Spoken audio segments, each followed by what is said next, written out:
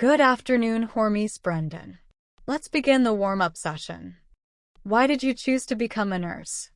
There are several reasons why I chose nursing. First of all, many of my relatives are nurses, and their stories inspired me a lot.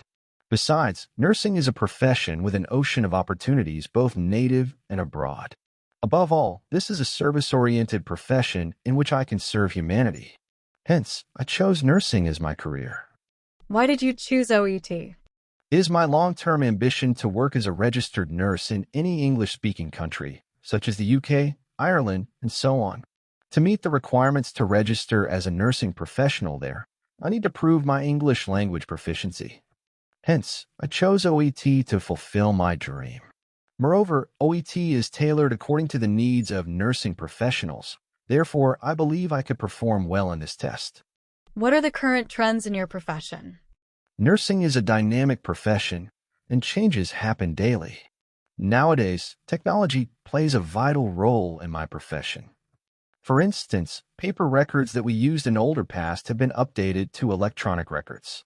Besides, at present, we are following evidence-based practice, which means there is a scientific rationale for every procedure. Moreover, in the present day, a nurse can function as a nurse practitioner, which is equivalent to the position of a physician. Do you have a role model? Yes, I do. My role model is my mother. I follow many things that my mother does. It is from my mother that I learned the basics of kind behavior, decision-making, and organizing skills, a polite and humble manner, helping and sharing mentality. The care and respect she gives to everyone makes me wonder sometimes. She is a perfect example of womanhood. I believe a nurse should possess all these qualities.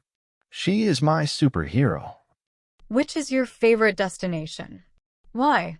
My dream destination is Australia. The first and foremost thing is that Australia has a world-class healthcare system, and I can be a part of it. Secondly, the country has a better standard of living and economic and political stability. Besides, here nurses are paid well and respected too. In addition, I have many friends and relatives over there, so they can help me during my initial days.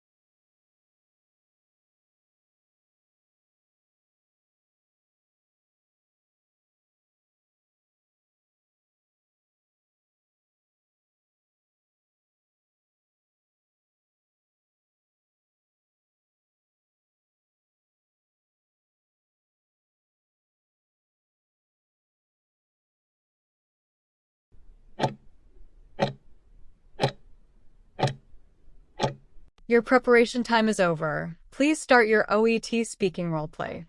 Good morning. I can see you're quite concerned. Please take a seat.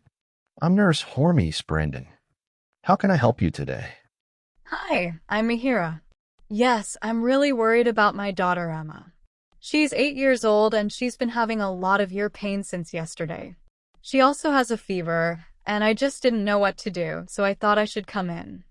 I completely understand your concern, Mihiraa. It can be very distressing when your child is in pain, especially with a fever on top of that. You're doing the right thing by seeking help. I'll do my best to support you and provide some guidance today. Since Emma isn't here with you, I'll ask you a few questions to understand her symptoms better and give you appropriate advice. Is that okay? Yes, please. I just want her to feel better. Of course. To begin with, could you tell me a little more about her condition? It started last night. She said her left ear was hurting, and then by midnight, she had a fever. I gave her some paracetamol and that helped a little, but she was really uncomfortable. That must have been tough for both of you. Do you know how high her temperature was in ear pain? Her temperature was around 38.7 degrees Celsius when I checked with our thermometer. It's only the left ear so far. Thanks for sharing that. Besides the fever and ear pain, have you noticed any other symptoms? For example, has she had a runny nose or a cough recently? Any changes in her appetite or sleep? Yes, she did have a bit of a cold last week. Just a stuffy nose. She's been more irritable than usual and didn't sleep well last night. She also didn't want breakfast today, which is unusual for her. It sounds like she's quite uncomfortable. Based on what you've described, Emma may be experiencing a middle ear infection, which we call otitis media.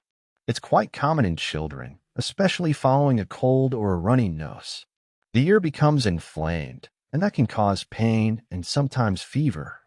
Other possibilities include a buildup of earwax, or in rare cases, something stuck in the ear, but from your description, an infection is most likely. Mihiraa, the good news is that most ear infections in children are mild and clear up on their own within a few days.